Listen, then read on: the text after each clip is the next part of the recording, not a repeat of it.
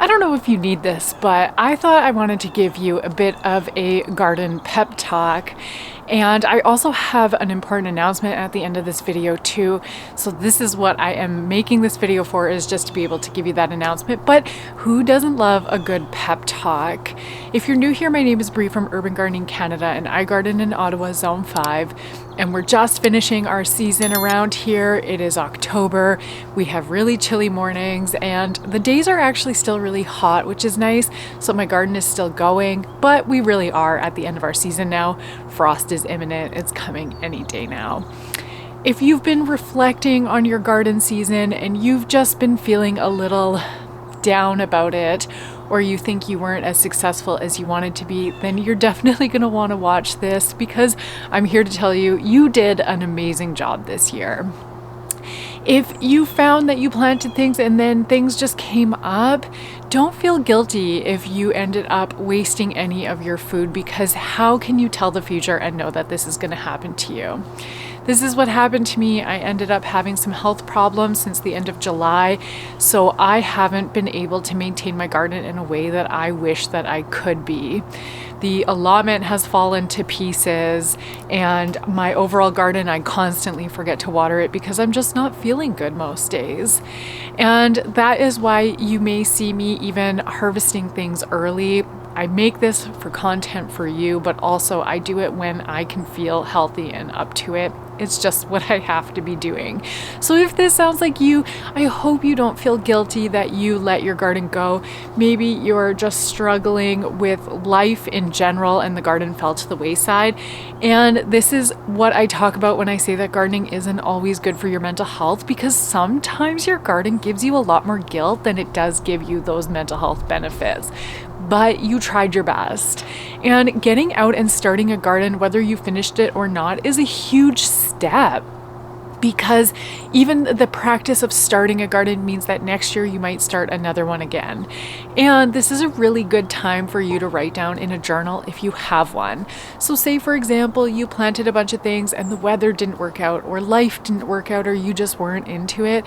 Your journal, you can use that space to write about how you're feeling and about what you want to do for next year. Maybe you struggle with your garden because you planted too many beans and you were overflowing with them. You didn't know what to do with them and you just felt overwhelmed.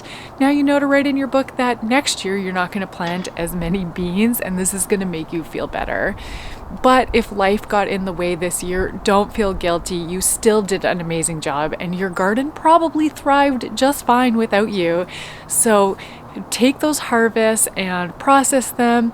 Feed them to your compost if you absolutely have to, or even donate them to the food bank if your garden is still going. But there's lots of options for you that you can make sure to not feel guilty, but otherwise let it go as well, because sometimes life is just a lot and we need a break. And that's totally fine.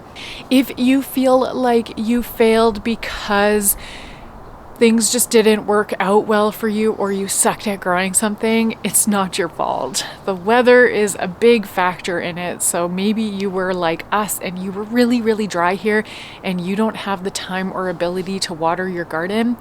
Things just go the way they go and you have to let it be that way. Or maybe you're new to it and you're not so great at a certain plant, but it doesn't mean that you failed this year. It actually means that you're going to write it down in your journal, what went right and what went wrong, and you're going to fix it for next year. This was my first year ever having a drought here in Ottawa, and my sweet potatoes hated it. Turns out they're really thirsty, and I didn't know that because the only other time I grew them, it was super rainy out, and so they grew amazingly well. I'm going to write that down in my journal and I'm going to fix it for next year. So rather than feeling like you failed at something or you're not good at it, just take notes and fix it for next year, or adjust for next year. You're never going to fix everything, because plants are hard and gardening is actually really difficult. So you're just going to adjust for next year and try again. And that's what I'm going to do as well. So never feel bad about your harvest. Never feel like you failed. And the other thing too is, if you feel like you got such tiny little harvests that you don't feel like a real gardener, or that you didn't do a good enough job, just remember that to be self-sufficient, you need like a quarter acre or an entire acre to grow to feed a family of 2. Like, you need a lot of space to grow a lot of food and a ton of planning to be your fresh veggies, your pantry veggies like your onions and your garlic. It's a lot of work and a lot of space. So it's very normal for your backyard home garden to just produce a small amount for you that is enough to cook yourself a dinner at nighttime or to add to your salads during your lunchtime. And that's perfectly fine. You do not have to be a homesteader. You don't have to grow so much that you are constantly doing pantry items and you're going to be feeding yourself for the year. It's totally fine to just grow a garden that supplements you and gives you the little bit of fresh food that you're getting during the summertime, because it's still going to be saving you money. You still get the enjoyment of harvesting, and fresh veggies out of the garden taste so much better than they do from the grocery store. So be proud of any harvest you got, no matter how big or how small it is. Another thing to remember is to never compare yourself to people online. If this is something you do, you are here watching me, so you definitely are online with your gardening, and never compare yourself to anybody else.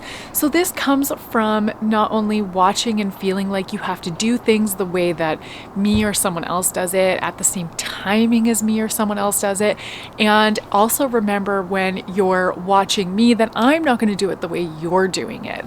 And again, these are a couple of different reasons. One being your situation, whether it is your mental health, your physical health, or anything else. We're all doing things the best we can for our personal bodies.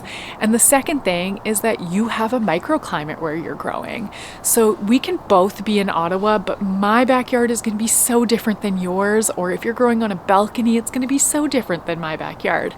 My cedar trees here create a microclimate that is much colder than a lot of other parts of my neighborhood. So I have to grow a little bit different. Things go in a little later, they bloom a little later, and that's because of the microclimate that I have in my backyard. And you have one too. If it's on a balcony, if it's in a backyard, or if it's on an allotment, there's microclimates. So everything is grown differently. You're going to experience weather different. It's going to be similar to what the weather forecast is for your area, but it is still going to be different up to a couple degrees. And a couple degrees is the difference between frost and not frost. So just remember that your space is unique to you. And so whatever you are doing, you have to make sure that it stays unique to you, to fit into your climate, your microclimate, because that is where you're going to be successful. So don't worry about what other people are doing online. Just take care of yourself. Use what I teach you and what other people teach you as guidance on what you can be doing, or a general timeline of when you should be doing things, but don't feel like you are behind compared to other people. If you see it online, it doesn't necessarily mean that it's for you. So for example, I used to live in the Toronto area and now I live in Ottawa. So I have a lot of friends online who live in Toronto, and I watch what they're doing and what they're planting, and I instantly feel behind. I'm like, oh my gosh, my stuff is so much smaller than theirs. But I'm in a totally different zone. Especially now Canada changed their growing zones. So Toronto is like a zone 7 now, and I'm still a 5. So now I'm 2 growing zones behind Toronto, which means they're going to be doing things weeks ahead of me. And I just have to remember that I don't live in that area anymore, and my friends who are there don't live in the same area as me. So I need to create a schedule that's for me and for my garden in order to be successful. And this is why comparing yourself online is never ever a good thing, no matter how hard it is to do. And it comes back to your harvest too. Sometimes you'll see pictures online and you'll be like, oh, my harvest sucks compared to theirs, but yours doesn't. You did an amazing job, and your harvest is amazing this year, no matter how big or how small it was. You did such a good job. My goal here is to make sure that you get really good advice that works for you, especially in cold climates like we do here. I'm filming outside in October. Let me tell you, my hands are cold. We have cold weather here, and so I'm here to provide you that good information that works for cold weather. And it's not always going to work for you, but a lot of it will, and it's just another perspective, since a lot of creators online I find are actually in a lot warmer areas. So I do hope that you find this information valuable in these colder zones, because we definitely are lacking a lot of information, and so I'm really here to try and help you be able to understand that you can grow so much stuff in Canada or the northern US or northern Europe, wherever you're watching from. There's actually so much we can grow, and I hope that you do feel inspired by my content and that you feel inspired by this video, that you did a really good job with your garden.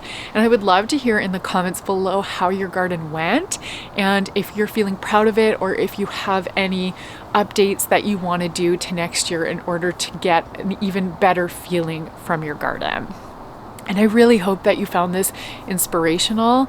So I do want to mention my announcement, and that is that I'm going to be taking 2 weeks off of YouTube. So I am not going to be posting after this until October 31st on Halloween, which I have a video coming out about pumpkins, and it's going to be a really good one. So don't throw out your pumpkins, whether it's fall decor or a jack-o'-lantern. Don't throw them out, because I have a video for you.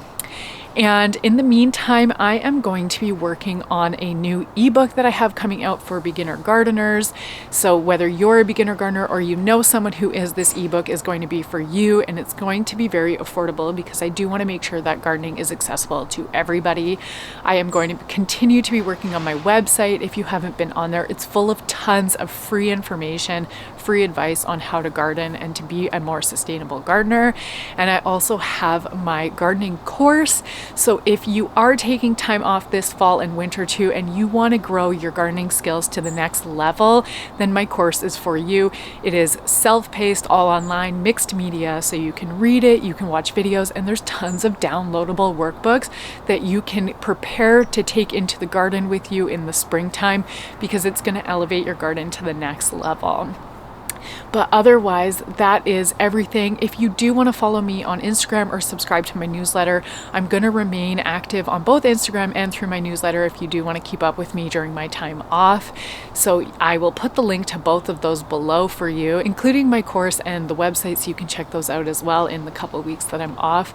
But otherwise, I hope you have a really beautiful October. I hope that you found this video to be helpful and you feel a little bit better about your garden if you weren't feeling so great about it. And if you did, make sure to give this video a thumbs up, subscribe to my channel, and check out this video here. Bye.